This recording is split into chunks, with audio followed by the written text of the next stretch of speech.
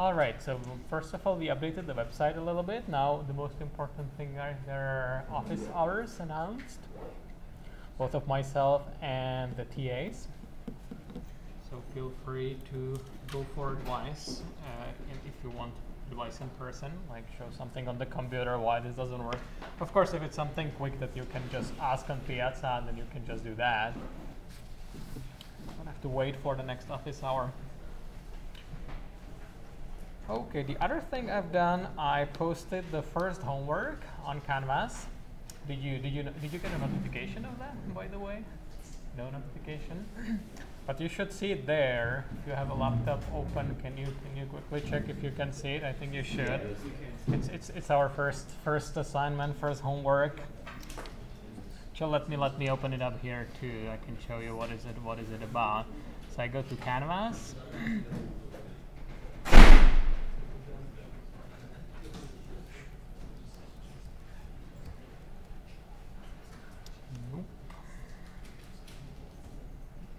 I guess my layout will probably be different than yours. And if you go to assignments, you should see there homework number 1, MATLAB warm-ups. So I hope all of you were somewhat successful in getting MATLAB installed on your computers, or at least tried it in the SATS labs, where it's also available to you. If anybody's struggling with MATLAB, then the office hours, I think, are a good opportunity. Yep. Doesn't this appear to be published for us to see? It's under files. Oh, it's under files? What is not published? You mean this thing? Yeah, it's not under. Oh, it's under files? Yeah, This already is published. I don't know what this means. I published it anyway. But you saw it even before, right? I just clicked it. Yeah, I think it's under files already, not assignments. Oh, now it's under assignments. Oh, I see. Because I uploaded this file. Okay, so the hacker types of you were already able to see it under files, but it wasn't official. So okay, now it's officially published. Okay, I'll try to publish it earlier. I figured that the Friday to Friday schedule that we used to do last year would probably be a little sadistic because the homework starts just before the weekend, so it ruins your weekend straight away. So I figured that maybe Monday to Monday will be better schedule. So the due date is next Monday, and here is, I hope you are able to open it. I hope I'm able to open it. And here is what the assignment is about. So this one is really easy, just to get your hands dirty with some basic MATLAB programming. Try to do some plotting and some simple functions in MATLAB. And it's due exactly next week on Monday. Yes. Yeah. Anybody had any issues with MATLAB or something like that? Because if you do, you will definitely need MATLAB to do this assignment, because you need to turn in your MATLAB scripts and everything. So you should know your ways in MATLAB. All right. So that's this. What else? Piazza is also working for everybody. I think we tried to enroll all of you without you having to do anything. Maybe except for some special cases, like if you signed up late or something. I guess I should be talking also to people who are not here. Is Piazza working for everybody? Okay, sounds good. All right, so let me let's get back to linear algebra. So let me very quickly recap what we did last time. So we talked about vectors. I guess the recap here is mostly about notation. Oh, you know what? Let me make this bigger first. And lock the autofocus, so it's not refocusing all the time, which is annoying. So let's do this. And hide this. That's nice. Okay, so there's a little vector there. And the notation, so sometimes I use these arrows to like say that this V is a vector as opposed to a scalar. And a vector from R to N, so that means n-dimensional real vector space. We will have the formal definition of vector space later today, but we already talked about vectors informally, right? So we can have a vector V, vector W. By the way, the arrows, sometimes I will skip these arrows. In the slides and in text, even in textbooks, you usually don't get to see the arrows, but what you see is boldface.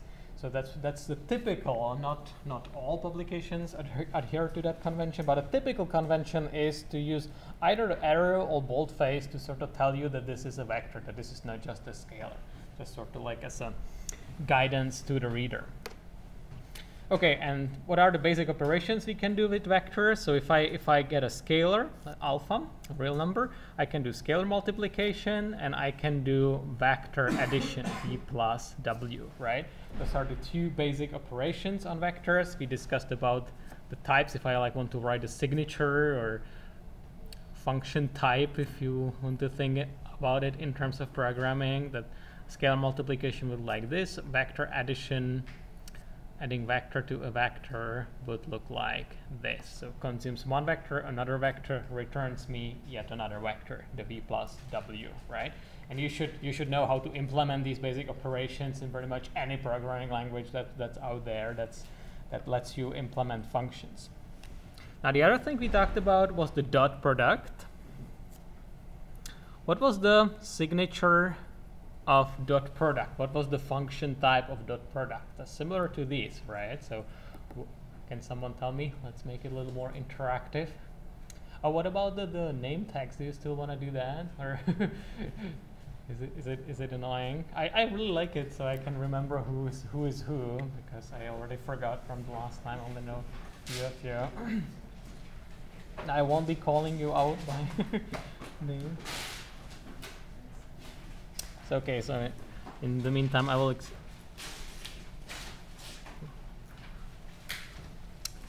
show it for you. So anybody, what is the signature of the dot product? What if you started writing the function like in C++ or MATLAB, what would be the header of the function? That's what I'm after. I sort of like to get the types right before explaining what it is, because if you don't have the types right, then what we are really talking about, right? Anybody?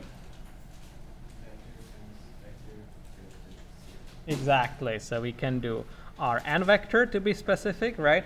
And that can be any vector. That must be vector from the same dimension, right? That's important. I couldn't do a dot product with an n-dimensional vector and m-dimensional. Like a dot product of a 2D vector and 3D vector wouldn't really make sense, right? That's why I'm writing it here like this, because this does not leave any room for confusion. And how was it defined? If I have these two vectors v and w, then the definition of the dot product was, remember that? You need to remember the definition of the dot product. It's just multiplying the individual components and then summing the whole thing together. That's the dot product, nothing special.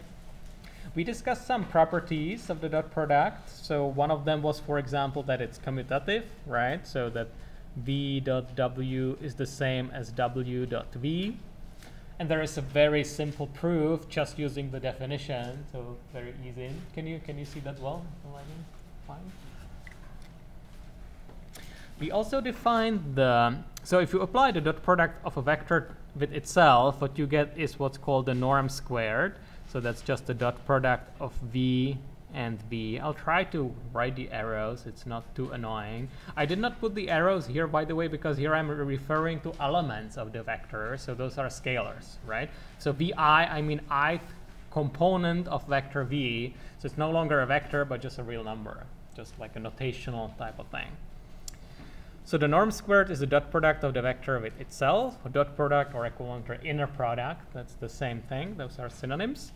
And the norm of v is the square root of this, so the square root of squared norm, which is the square root of the dot product of the vector with itself. You can obviously see that if you apply the dot product on a vector with itself, it must be non-negative, so that's why the square root is well defined. I don't have to run into any complex numbers. It's a perfectly valid real number, non-negative.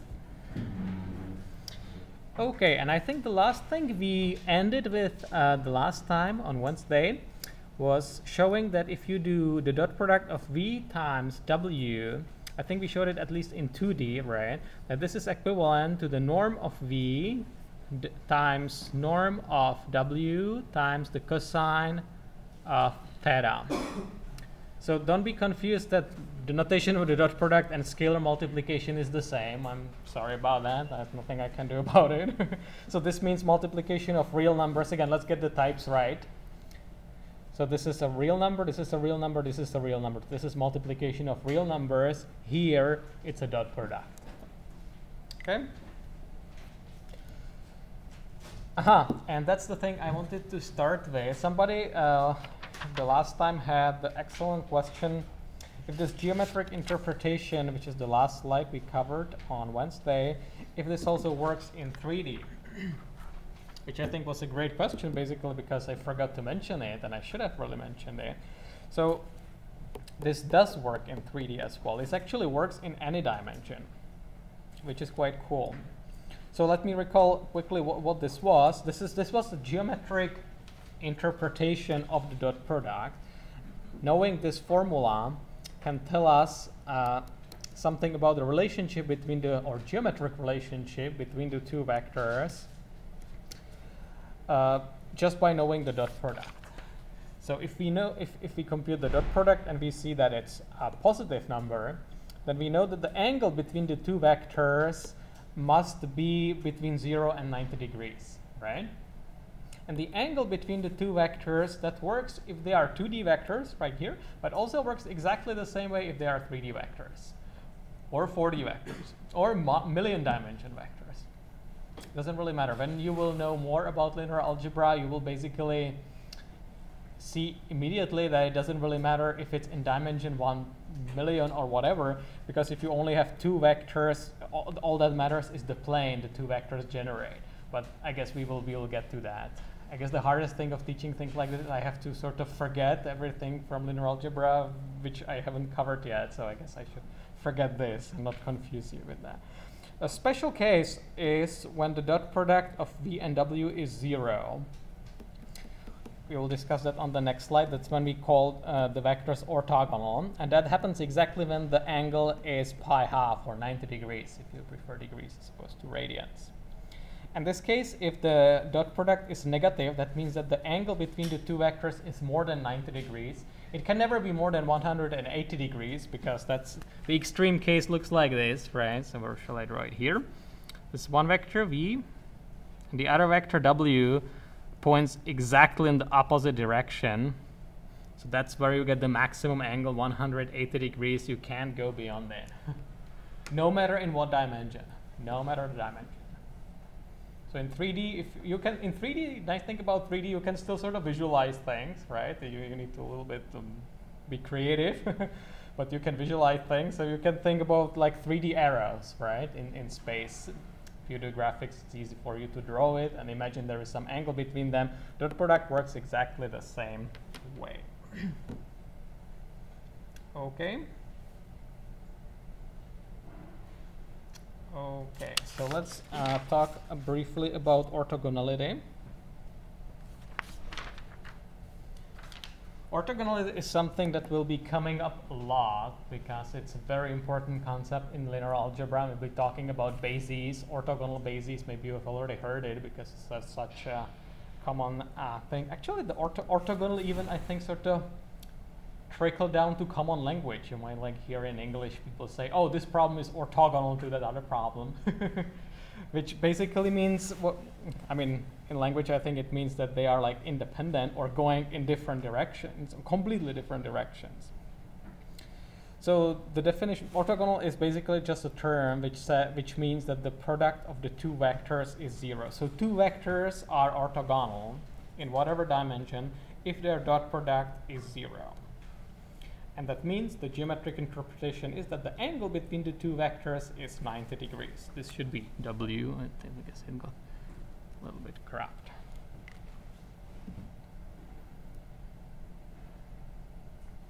And this notion of orthogonality will be important later on. So far, let's just remember it. Any question? No? Okay. So now we will look at an interesting theorem called Cauchy-Schwarz Inequality, which is basically, I guess you can view it as an elementary exercise on dot products. That's one way you can view Cauchy-Schwarz Inequality. Have you had it before, by the way? Sometimes this is taught in calculus. Sometimes it's also called the Cauchy-Bunyakovsky-Schwarz Inequality. It turns out that lots of these theorems been independently discovered in Russia and in the Western world. I don't know this history so well, but sometimes it has been done before in Russia and we were not really aware of it. So what is the Cauchy-Schwarz inequality saying? And the Cauchy-Schwarz inequality says an interesting thing, that if you do a dot product between v and w and square it, then you get something that's always at most the product of the square norm of v and square norm of w. I'm just reading this inequality, which is what the Cauchy-Schwarz, that's the Cauchy-Schwarz inequality, and it's applicable for any two vectors v and w from the same dimensional real vector space. So because we can square root it, right, because square root is a monotonic function, so we can square root the both sides and we get an equivalent statement. Don't forget about the absolute value, right, because if you square root a square, you should put there an absolute value. So you see that the absolute value of the dot product of v and w is always at most the product of the norm of v and the norm of w. And this also works in arbitrary dimension. I guess technically before the things I was sort of arguing just with trigonometry, which technically works only in 2D unless you know some more linear algebra. But this we will prove from scratch directly in any dimension because it's not so difficult. So that's interesting. So let's take a look. How would we prove that? Why would this be true? Maybe it's interesting just to stop for a second and think about it. So it means any two vectors I pick, right? We know what the dot product is. That's just the sum of the element-wise multiplication. We know what this is, right? I guess I did not write it explicitly in my recap, but I can just do it right now. It's fairly simple. So it's the square root of the sum over I of vi squared, right? That's the norm. Analogously for the norm of w. So I don't think it's obvious why this should be true, right? Or if, yeah? Well, I mean, if you think about it, the dot product is most strong when the vectors are parallel to each other.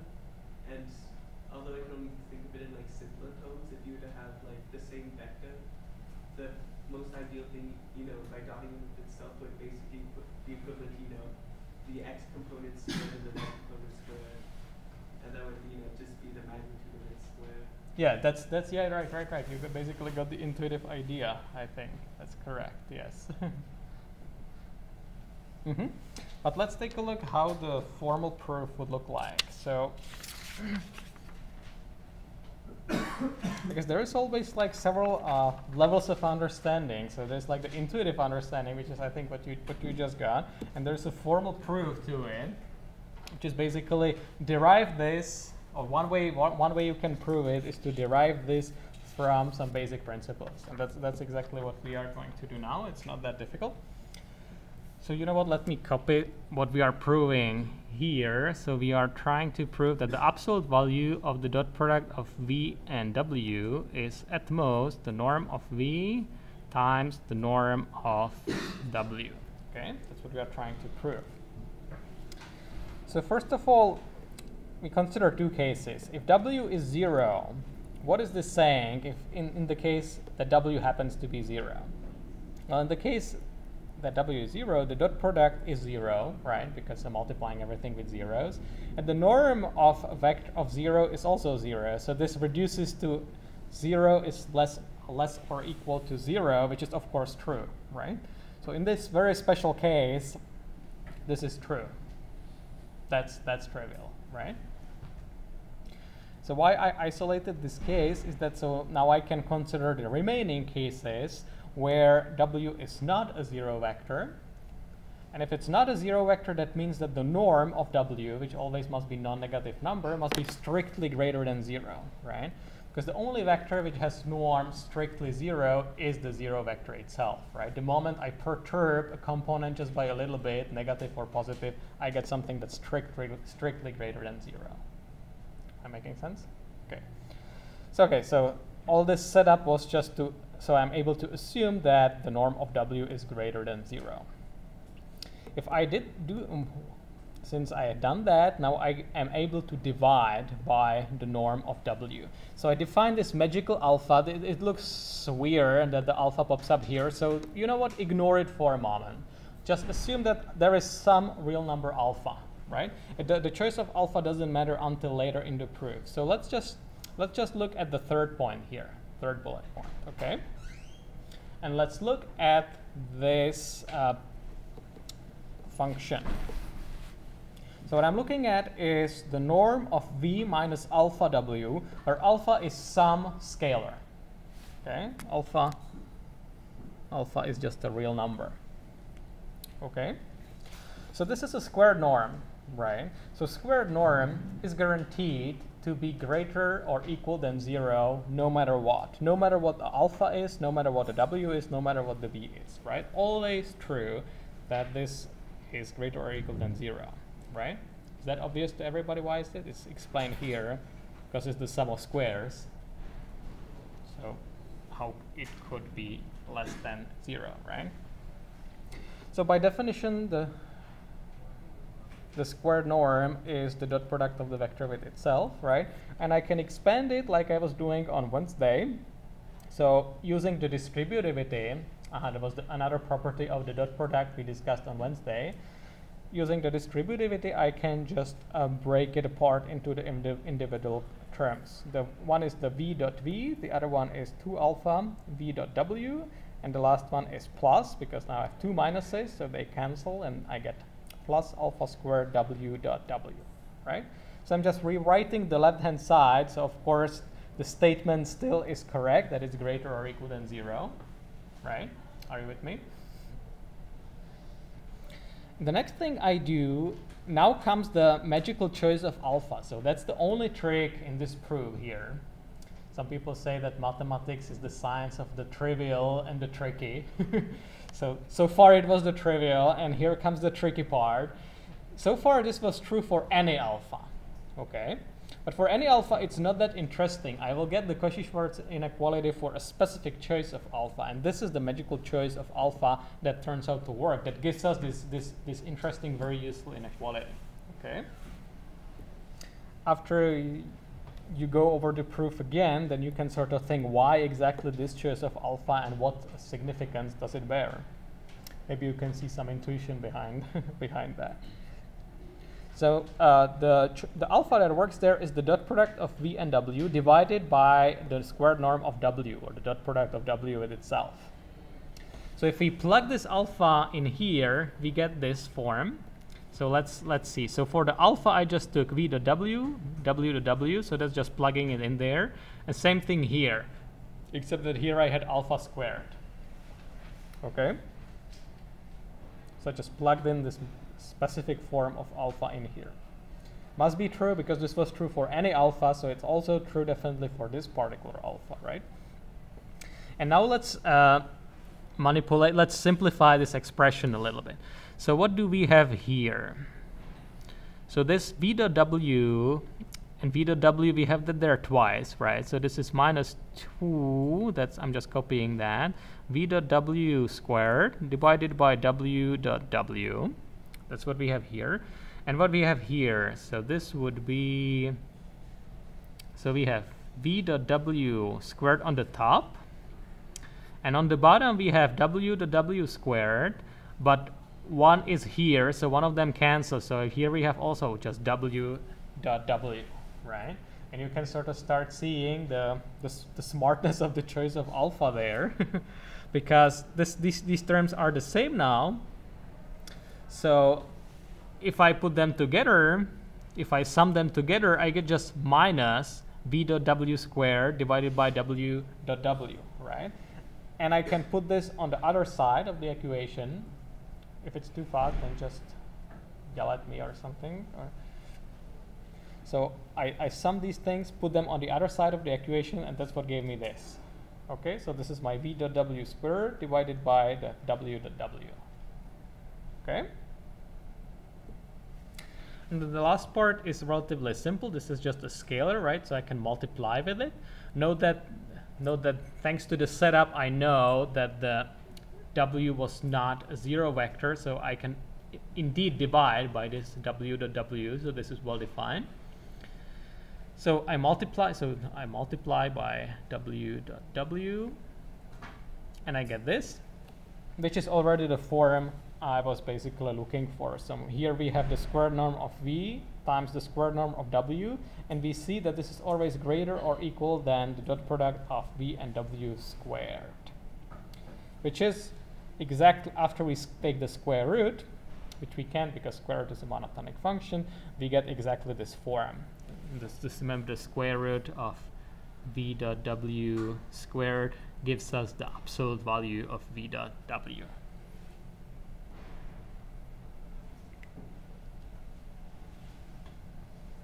Okay, so this is a proof of the Cauchy-Schwarz inequality of this statement for any dimension. That's the nice thing about it.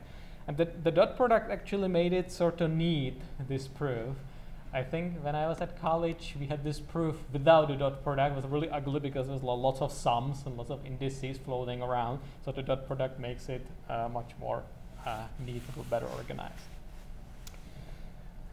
Now, you can also write down a weaker version of Cauchy-Schwarz, because obviously if you have a real number, then the real number is always less than or equal than its own absolute value, right? So I could also have a weaker version of Cauchy-Schwarz when I basically, if I forget the absolute value, it's still true, except that it's a weaker version, right? What I mean by weaker, this is the stronger Cauchy-Schwarz, because the absolute value, it's a stronger statement, right? Because this the weaker one follows from it, but not the other way around.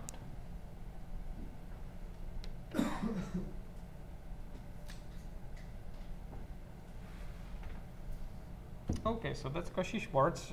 Remember it because it's sometimes useful in things you are proving. There might be, I'm not sure, there is something in the midterm or some homework problems that uses the Cauchy-Schwarz inequality. It appears a lot in mathematics. Here we will do one example where we use the Cauchy-Schwarz inequality. I guess a trivial consequence of this is, I can write it here too, a trivial corollary. It's always a corollary pronunciation exercise for me. The trivial corollary is this. So if I divide, if I assume that also the length of v is non-zero, so I can divide by it, then I can see this, right? I just take it and divide by it, assuming that I can divide by it. I think that's what you were sort of implying by your intuition, if I got you right. Okay, let's take a look at an application of the Cauchy-Schwarz inequality. We will use the Cauchy-Schwarz inequality to prove another useful inequality, the triangle inequality. So you know what, let me first show you the triangle inequality on a piece of paper. So you probably know the triangle inequality. I sort of assume you know the 2D, the basic trigonometry, so the triangle inequality is similar to that, right? If I have a triangle and it has sides A, B, and C, then you know that A plus B is always greater or equal than C, right? That's for a simple 2D triangle. So in 2D, that's sort of easy. And the triangle inequality, which I have here, generalizes the triangle inequality to arbitrary dimensions, to n-dimensional triangles, or n-dimensional vectors. So let's take a look how it works. We prove it using the Cauchy-Schwarz or Cauchy-Bunyakovsky-Schwarz inequality. And here is the setup. So here we create the triangle from vectors, because we are in linear algebra. So the two vectors forming the triangle will be the v, w, and this long side will be the v plus w. Okay. And what we want to prove is the triangle inequality for this triangle. But remember, this is just like my illustration, my 2D illustration. But those could easily be million-dimensional vectors. Okay. So how do we prove it? Well, it's a similar idea. We just basically look at the expression. So let's take a look at the square norm of v plus w. So we again break it into pieces, right? So v plus w is so square norm of v plus w. Sorry, I need to always slow down myself. It's the dot product of v plus w dot v plus w with itself, which again, we have already done it many times, splits into these components, right? The square norm of v, square norm of w, and twice the dot product of v and w, okay? And here comes the application of Cauchy-Schwarz. So here is the interesting part. So here I actually only need the weaker part of Cauchy-Schwarz, right? So I guess I could do this. So I'm taking this term here. That's certainly less than or equal than the absolute value of v dot w, right? Because that's obvious, I suppose, right? If I take a real number and its absolute value, the absolute value of the real number can only be bigger or the same. Is that obvious? Okay, good. And Cauchy-Schwarz tells me that this is less than or equal than b, the norm of, less than or equal than 2 times the norm of v times the norm of w. So if I replace the twice dot product of v and w with this, I can only increase it, right? And that's what this inequality says. Okay?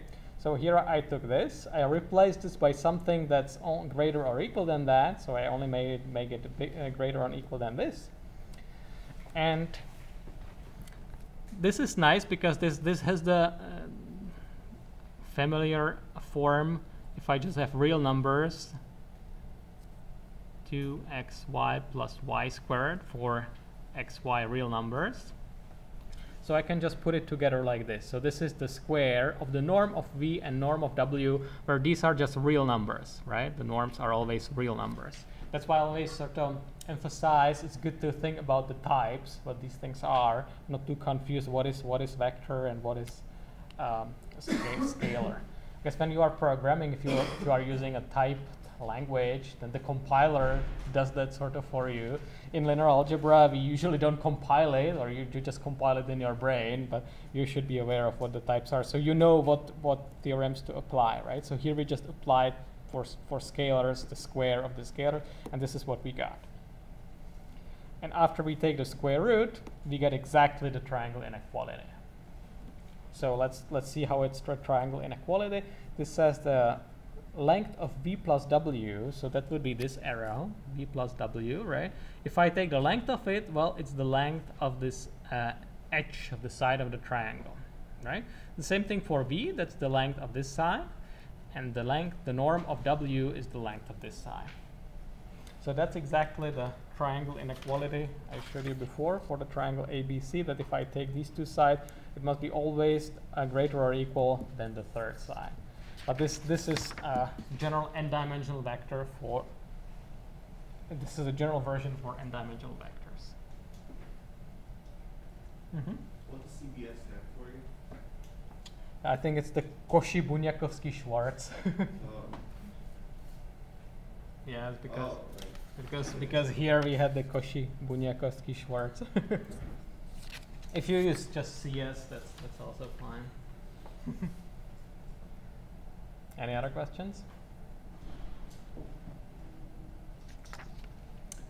Okay, so let's talk a little bit about unit vectors. So these first lectures might be like a little bit boring because it's mostly about terminology and the basic properties, but we will eventually build up to more interesting stuff. So what is a unit vector? Well, it's a vector which has length 1, so that means that the norm is 1. Then I think about 1 is that if you square it, you still have 1. So I could also say that's the square norm of this vector is 1, right? Doesn't matter in this case.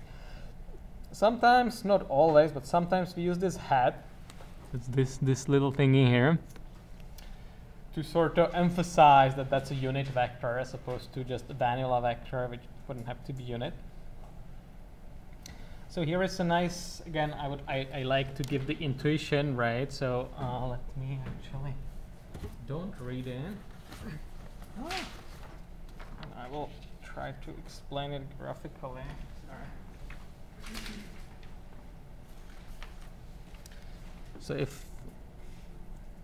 if I ask you what is this set of all unit vectors in 2D, what would you draw as your response? So I'm asking, what is the set of all vectors in 2D which have length 1, the set of all unit vectors? Maybe it's so simple that you don't your Yep. Is it just 0, 1, 1, 0? Well, that's some, but there are more. Okay. Oh, okay. That's yeah. So maybe it helps to think about it graphically. So you're right. 1, 0 and 0, 1. They certainly are there, right? But there is more. So the entire. How does the entire set look like? It's a circle, exactly. So there's also this, and I can. That's how I draw it, right? And then I connect it all together. So that's not very beautiful, but it's a circle. So from this, you could probably guess what's gonna be this, right? The same thing in 3D. Now I will not even attempt to draw it. I wanted to ridicule myself. Just someone say it. Sphere. Length 1 sphere, right? Well, if I keep going higher, right? Now we probably will not be able to imagine it anymore. It's called the hypersphere. How does it look like? I have no idea, even though I've been working with it quite a lot. If you go to million, it's still the same idea, right? So that's what's written here. Then in the plane, that's the planar case, right? That's the unit circle, sphere, hypersphere, and so on.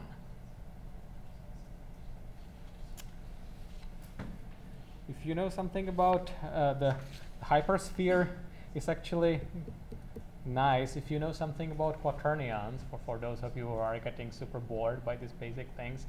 So quaternions is something we will not go into detail here, maybe in some other course. But the nice thing about quaternions is they actually unit quaternions lie on the unit hypersphere, and they are used in computer graphics to represent 3D rotations. So this thing actually does come up quite a bit in some contexts. All right. I guess what I wanted to show you with unit products is the very basic property that unit vectors in inner products give you a very specific thing. So it doesn't make sense to talk about it generally. Let's take a look at an example. So let's take an arbitrary vector v and a unit vector u hat. Okay. So this u hat, that's just this guy. That's unit length 1. And what happens if I do the dot product of v and u hat? So I'm trying to build up again a geometric intuition about the dot product in the special case where u hat has length 1. Okay. So in the general, so I can just write it out, right? If I want to be really meticulous, which now we can afford that. So this is the length of v. V is general. V doesn't have to be unit length, but the length of u hat is 1, so there is nothing. And there is cosine of theta, where theta would be the angle between v and u hat, right? That's what we discussed in the beginning, essentially. So what geometric interpretation we can give to the norm of v and the cosine of theta? So scratch your head a little bit and try to recall the basic trigonometry rules. This, I think it's sort of written here. Let me write down or do the trigonometry diagram of the rule I am after here. So if I have this angle and I have a right triangle, and I know this length is a, what is the length of this opposite side? Let's call it b. How do I compute the length of b from a and alpha? That's one of the basic trigonometric formulas. That's the somebody. A cosine theta. Yeah, sorry, I should probably call it theta to be consistent. a cosine theta, exactly. And that happens to be exactly what we have here. Look at this. This is the v, this is the length of this vector. And we have the cosine of angle theta. So this v dot u hat is nothing but the length of the projection of vector v onto the direction u hat.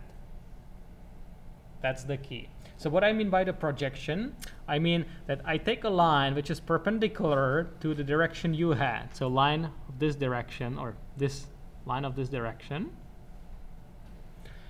And I make sure the line passes through the endpoint of v, where the arrow points. And where this line intersects my u hat, that's the projection of v on the direction u hat. So you could think about it, I guess, if maybe it's more intuitive if I rotate it like this, and then I say that this is my Earth here, and I drop a stone from this point, it falls to the ground here, right? That's the projection. And what I'm trying to explain here is that after I do the projection, the length of the projection is exactly v dot u hat. And here I need the fact that the u hat is a unit length vector. If it wasn't, that the projection would be, this length would be scaled also by the norm of u. Okay? So this is quite useful because we can, so this v dot u hat, that's just the length of the projection, okay?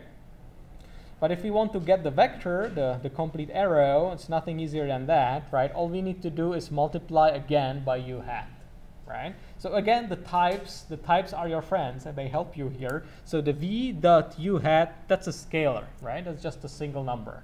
That's just this length of this line segment from here to here. V dot u hat, that's this length.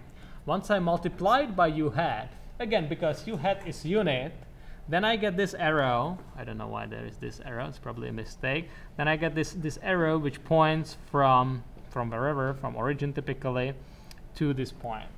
So this would be, I guess my arrow here is v dot u hat times u hat. I guess this expression is a useful exercise on the types.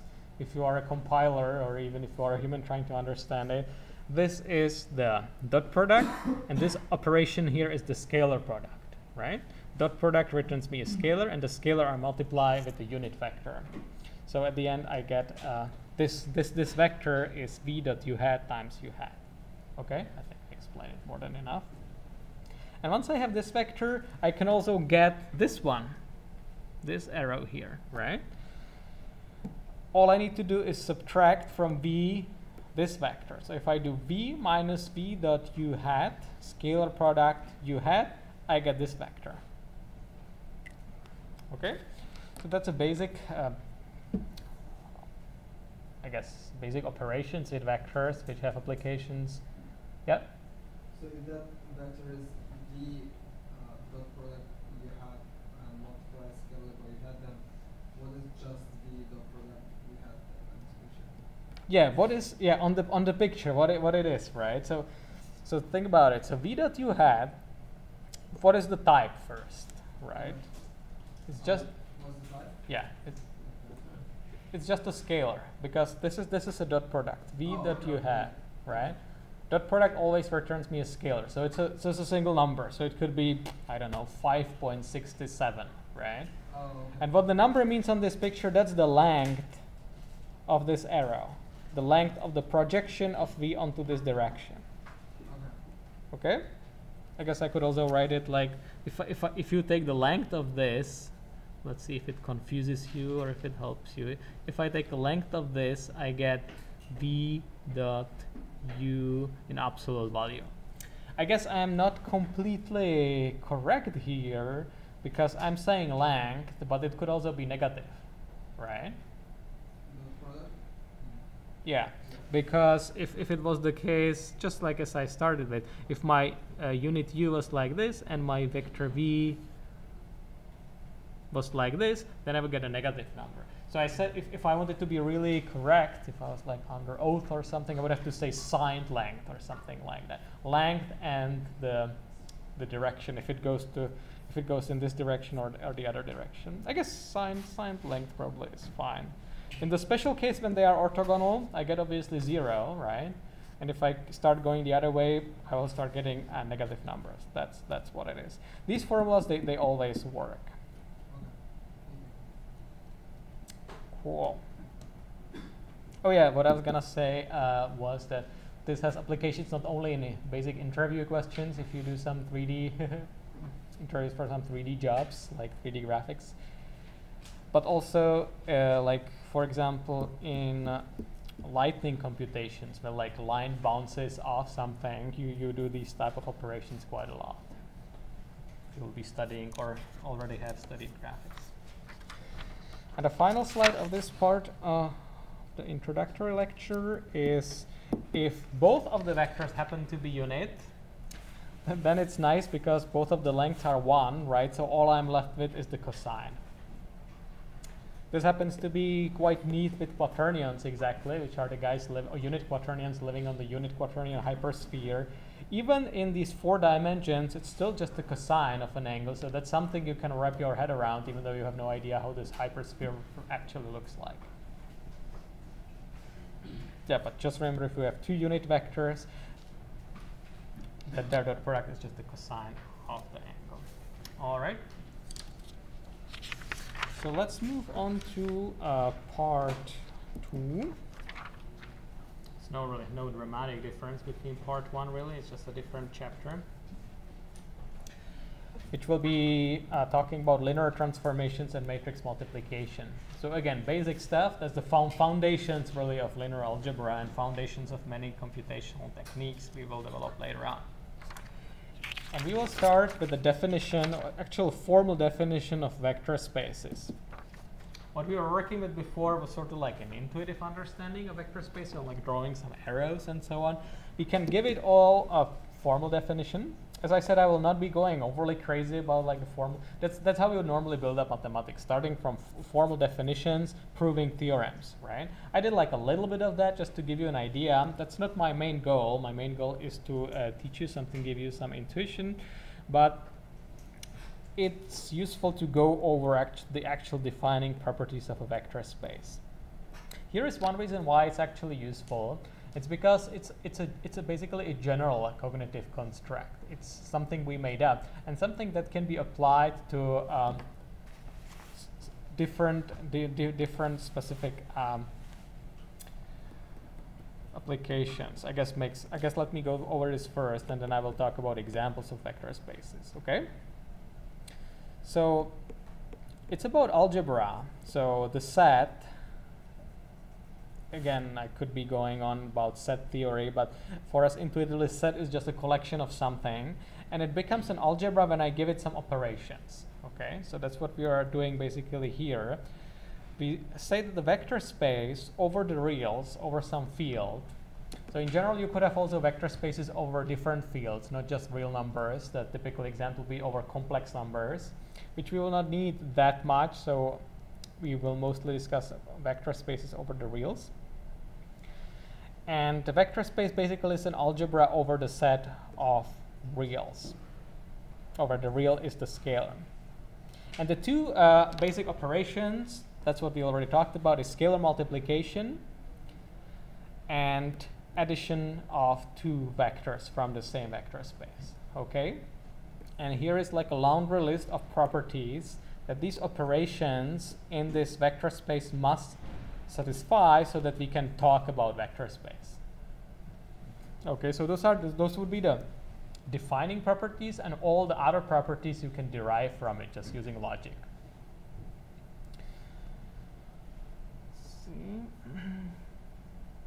Yeah. So let's discuss these properties briefly.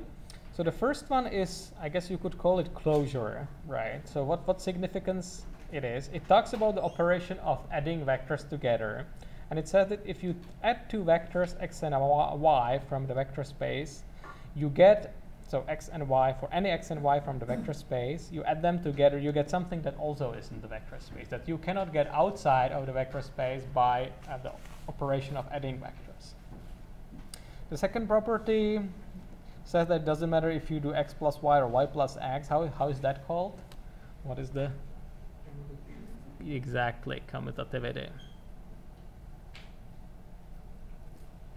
The third one, that's still talking about the vector addition, right? And it says that it doesn't matter if I first add x and y and then add z to it, or if I first do y plus z and then add x to it. Now I can already be sort of sloppy because from commutativity we know that the order doesn't matter. So how is this one called? Also so important, has a name. Associativity.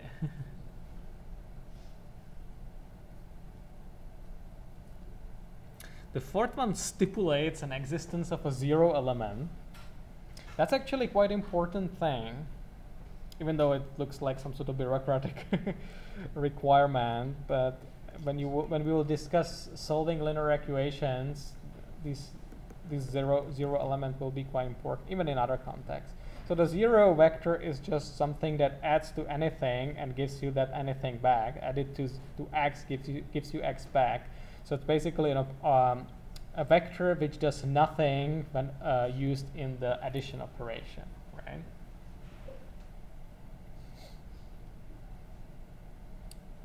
It's quite important that in every vector space we have this origin, right? That's when I was sort of drawing these diagrams, I sort of always had some origin 0 here. So that's really like a special purpose vector, some like sort of focus of the vector space. When we'll be talking about affine spaces, when we'll be talking about coordinate transformations, there'll be no such thing like any special element. The 0 is really a special type of element, but in other spaces there'll be no special element like this. All of them will be equal. I guess more philosophical, but think about it. So the fifth says that for every element there is like an inverse element. So if I add them together, I get 0. Nothing too exciting. The closure property for scalar multiplication. So just like the operation of adding vectors needs to stay in the vector space, so does the scalar multiplication. So if I take arbitrary scalar, so here we're working with vector space over the real, so I take any real number, and if I multiply any vector by it, I need to stay in the vector space. It can't really run out. That's the idea here. And what do we have here? That this one now talks about the scalar multiplication, and it says that it doesn't matter if I first multiply the scalars together, so this is a scalar multiplication, and then do the scalar multiplication with the vector x, or if I first do the scalar multiplication with beta and then scalar multiplication with alpha. So it sounds again trivial, but it actually does have real computational consequences if you think about it, right? Think about implementing these operations if you're like writing like a simple linear algebra package for some device or for some library or something. Like so the property 7 says that in a vector space they are equal, right? But if you are implementing a code, which one would you pick to compute alpha, beta, x? There is a difference to it, right? Computationally, right? It's probably going to be much faster to first compute alpha times beta because they are just two scalars, right? The vector x then could be a million-dimensional vector, right? So multiplying with x will take me million operations, right? So here I would have to do it twice. Here I would have to first take every element of x and multiply by beta, and here I would have to do it again with alpha, right? So this actually tells me, hey, wait a second, you can optimize it. You can first do alpha and beta, multiply them together, and then just loop over the vector x once.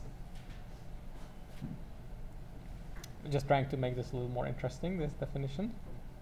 So number 8, that would be distributivity with respect to scalar multiplication. So it says that it doesn't matter if I first add the scalars alpha and beta and then multiply with x, or if I first do the scalar multiplications alpha x and beta x and then add it together. 9 is the analog of that for vector addition. Yeah, so it doesn't matter if I first add the vectors x plus y and then multiply by scalar, or again the same thing if I do alpha x plus alpha y. And finally, we have a special scalar, which is basically plays the role of the 0 element. If I apply it to scalar multiplication, just gives me the vector back. So that's the identity with respect to scalar multiplication. So these are the defining properties of vector spaces, and it would be somewhat simple to verify that if we take Rn, where n is an arbitrary number, and by Rn I mean our usual vector space where the vectors look like this with components v1 to vn, you can go ahead and verify that all these properties are satisfied if I define the vector addition in the usual way, the vector addition and scalar multiplication in the usual way. I don't think I have to elaborate on that, right? If I do that, then you can go ahead and verify all these properties are satisfied. So that's a standard example of a vector space. By the way, it works also for n equal 1, right? No problem. It's a little bit simple vector space, but it certainly is a valid example. Now, the interesting thing about this definition is that basically all we do in linear algebra applies pretty much generally to all vector spaces. And this Rn, even though it's probably the most important example, it's certainly not the only example of vector space. So there are some other cool examples. Some of them are useful, some of them are less useful and are just cool, so like exotic examples. So think about a space of continuous functions. So I guess that's something that needs like a little bit of calculus. So I mean functions that go from R to R. And by continuous, I mean that the functions are nice and smooth. They don't have some sort of jumps like this. This would be not continuous. And this would be continuous. Now, if you had some calculus, then you know what I'm talking about. If you didn't have some calculus, then you just have to trust my drawing. There's, of course, a rigorous mathematical definition of continuous, which is studied in calculus. Actually, I'm curious, how many of you would know the definition of continuous function?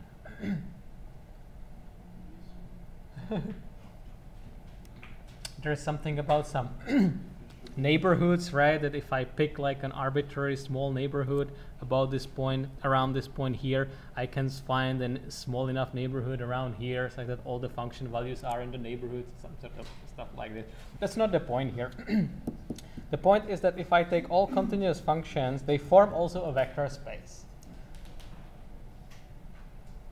So your question should be, if I'm talking about a vector space, what is the addition and scalar multiplication, addition of vectors and multiplication of a vector by scalar, how it's defined? How do you think it would be defined on functions? Sort of obvious, right? Just adding the two functions. If I have one function and then I have another function here that's also continuous, then I basically just take the values together, add them together, right? Same thing with scalar multiplication. I just multiply the result of the function by a scalar. Quite simple. If you think about it, it's basically a generalization of this Rn to infinite dimensions, to infinite n, right? Because function basically has infinitely many axes it assigns values to, right? And interestingly, this function vector space satisfies all these defining properties of vector spaces, so it's a perfectly valid vector space. So all the theorems we proved that are true for vector spaces are also true for these vector spaces, with the one catch that this vector space of functions is a special example because it's an infinite dimension. The R2n, we didn't define dimension precisely, but in R2n the dimension is n, and you can see that if you are increasing the n, you are just getting higher and higher dimension, and this vector space certainly has more, every vector, every function has certainly more information than any specific n, right? You could also define another example of vector space. You could define continuous functions just on an interval, right? If you are for some reason interested just in functions over 0, 1, will be another example of a vector space. Yet another example of a vector space would be just polynomials. of a specific degree. You'll have later some example of linear transformations on a space of polynomials. So if I was more restrictive and I did not permit all continuous functions but just polynomials like this, 2x to 3 minus 2x plus 5, be like a polynomial degree 3. So if I take all polynomials at degree 3, go ahead and verify the defining properties of vector spaces, I will find out again that's a valid vector space. And there is even more examples. Some of them might be quite exotic, but we are not going to go into that. So here is the concept of a basis.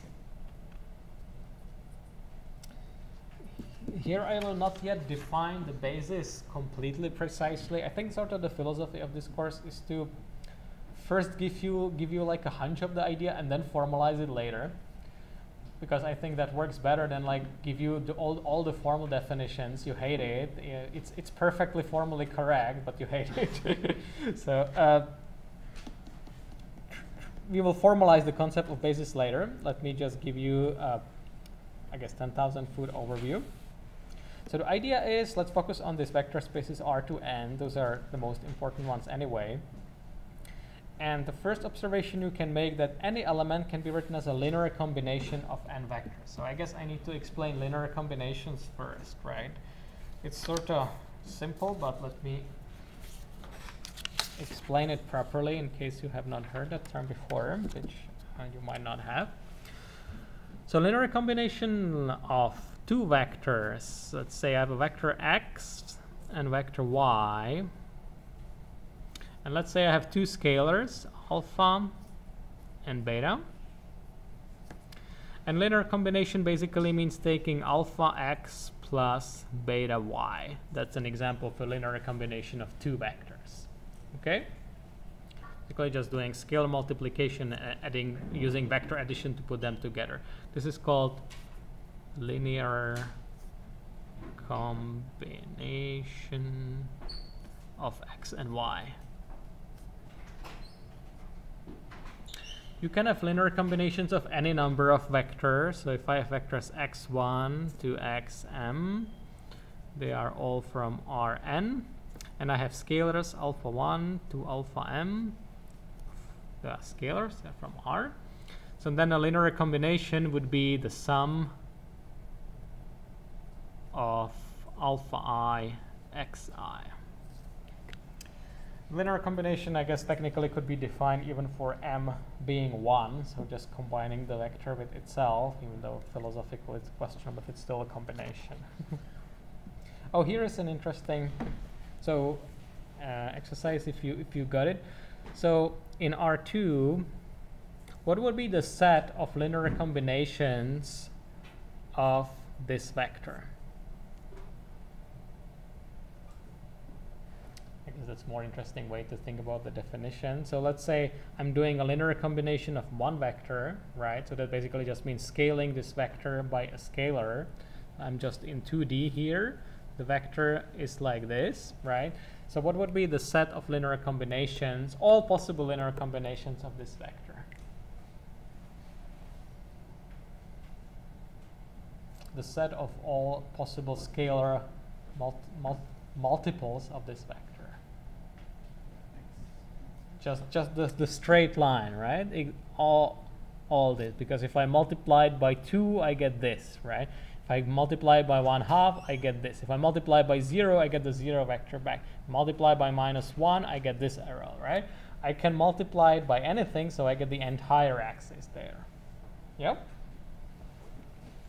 Now, what would be the set of linear combinations defined by these two vectors, 1, 0 and 1, 1? We are again in R2.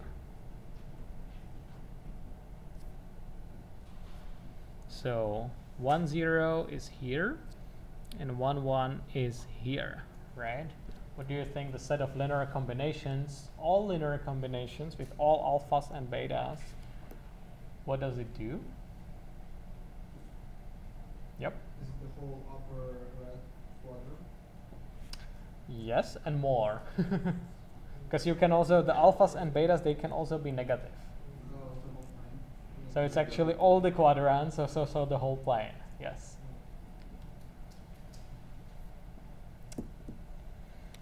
So in R3, okay, final example. If I took, well, let's just take the same vectors, but with one more coordinate in R3. So now I'm in R3, so I guess I can do like a coordinate, like a 3D.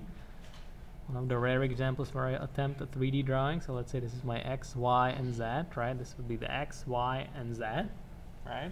So what generates a set of, what is the set of all linear combination of these 3D vectors? Now I'm in 3D. Yep. Exactly. I could fill this entire XY plane. Right? Now it's not the entire space as in this case because I have this other coordinate which goes in the other direction. So I think you got what is a linear combination. Nothing really special.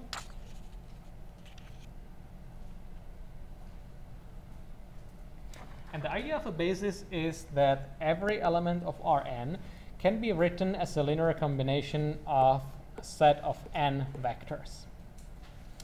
If you choose the standard basis vectors, and those are exactly this E1. So let's first do a 2D example, suppose. And there is a standard basis in every Rn, and the standard basis basically just means putting 1 and zeros everywhere else. So in 2D, the standard basis vectors are usually denoted as E1 and E2. And they are defined just like this. So that would be basically what I usually draw as the x-axis, right? So E1 would be right here. E2 would be here. Why don't I just call it x and y? Is because then I want to go to higher dimension and then we'll run out of letters. And the main idea of a basis is that if you give me an arbitrary vector in that space, then I can write it as the linear combination of the two basis vectors. Like you could also put it like this, x, E1, because I cannot write bold, I put the arrows instead, okay? So this is a linear combination of the two basis vectors. And the idea of a basis is that any vector can be expressed as a linear combination of the basis vectors. That's what makes them basis. It's not a formal definition yet because you also need to make sure that the basis is not over-complete, that you don't put there some vectors that wouldn't really need to be there, but this is the main idea. Now the important thing about a basis, even though the standard basis is the simplest one and most elementary one, there can be other bases which are equally good to represent vectors. How do you think it would generalize to 3D? What if I do a 3D? I have a slide for it, but I can write it here. We're gonna do a 3D. So the standard basis vectors in 3D, so R3.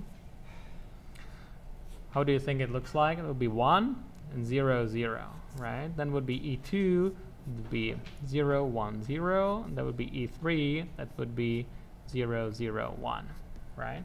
From this, you probably got an idea how to look in R4, R5, and so on, right? So any R to n, I have the standard basis vectors, and any vector I can just write down as a linear combination of them.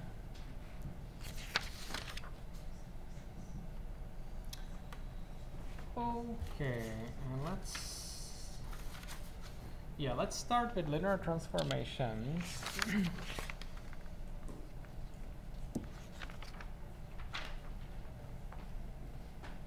Again, the introductory lectures, there's no way around it. It's just a bunch of new notions.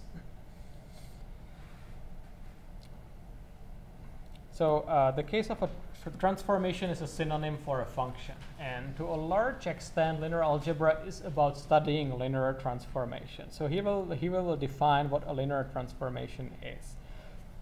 So in general, a transformation is basically just a function, something that maps vectors from one vector space V1 to another vector space V2. Okay, so let's say that T is such a function or transformation. Those are really synonyms. And what I mean by elements here are really vectors from one vector space, maps them onto vectors in the other vector space. So not all transformations have to be linear. For a transformation to be linear, it needs to satisfy this property, which is when we give it the label linear transformation. It could still be a nonlinear transformation, but it's linear if and only if it satisfies this property. So what this wants, it wants that for any two vectors v and w from the first vector space, and for any two scalars, it does not matter if we first do the linear combination of v and w with alpha and beta, and then apply the transformation, or if we first apply the transformation to v and w, and then do the linear combination. Okay, I'm hesitant to try to do a diagram because I haven't done it before, but let's see if we can make more sense out of it. So there is a vector space v1, and there is a vector space v2. Okay, and in v1 I have v and w, and I have a mapping. The transformation is the mapping. The t is a mapping between v1 and v2, right? So the t maps v somewhere to some tv here, and maps w to some tw, right? And the transformation will be linear if and only if I do the linear combination, so combine these two to get the alpha v plus beta w. And I can do the same thing here. I can do a linear combination. Maybe I should have made a bigger picture. Sorry about that. I think you got the idea though. So this is alpha tv plus beta tw. And this basically says that I can draw the arrow here too. That if I do the linear combination in the space v1, I get something that gets mapped on the corresponding linear combination of v in the vector space v2. So the transformation basically means a transformation is linear if it preserves the linear structure of the vector space.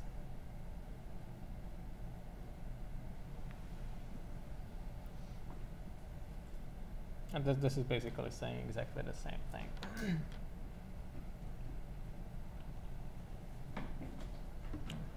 I'm not sure if this made a lot of sense, but I guess if you think about it some more, you can give it a little bit better interpretation. We will see lots of linear transformation. Yeah? What do you mean by linear structure of the vector space? So, yeah, I didn't mean anything specific. That was just my sort of interpretation. By the linear structure, I meant how the scalar multiplication and the vector addition works, right? So, and what I guess the structure, I meant like a compatibility between these things, right? That sort of this transformation does not ruin the property of the scalar multiplication and vector addition, but no, it basically relates the two, right? So on v1 is a set with some structure. By the structure, I mean the algebra, the scalar multiplication and vector addition. I have an analogous structure on v2, and by the mat being linear, I basically it's sort of preserving the structure. That was my. It's not a formal thing. Just my interpretation of it. You might have a different interpretation. So let me give you a few examples, and then I think I will let you go for today. Just a few examples of linear transformations, and that's really just the tip of the iceberg. We'll be studying linear transformations for a big part of the rest of the course. There's some very important examples there. But let's look at some baby examples here, just we can put some specific examples behind the definition. So if just scaling, so pick a gamma, for example, 7, some fixed scalar, and if I just multiply the vector by the scalar, that's a linear transformation. It goes from any vector space Rn again to Rn, right? So it's a linear transformation between the vector space and itself, but that's fine. Another little more interesting example of a linear transformation is in 2D. And if I have a vector v with coordinates x and y, so this would be the coordinates x, this would be the y, my x-axis and y-axis, I can define a linear transformation, and you can verify that this is that the defining property of the linear transformation is indeed satisfied. And I map it to x and minus y. So basically, this is what it does. It keeps the x component intact and flips the y component. So how would you call this transformation? It maps this vector to this vector. So there is a very nice, it's a reflection. It's like mirror type transformation, right? I guess if you had like, we will study transformations a little bit later. If you had something here, it basically mirrors it down here. And another example of a linear transformation. Oh, by the way, this was between R2 and R2, right? R2 to R2. Here I want an example which goes from Rn to R. And here I use the dot product, where W will be a fixed vector and V is a free vector. That's the argument of the transform. So here, I mean, I just pick some W, right? If I'm in R2, let's say I pick, I don't know, 7 and 15. That's completely arbitrary. I just want to give you an example. And if I define the linear transformation using the dot product with the argument, that's again an example of a linear transformation. And there will be many more examples of linear transformations. And eventually we will generalize it to a affine transformation, which adds translation to it, but there'll be time for that next time. All right, any questions? In case, let's talk more on Wednesday.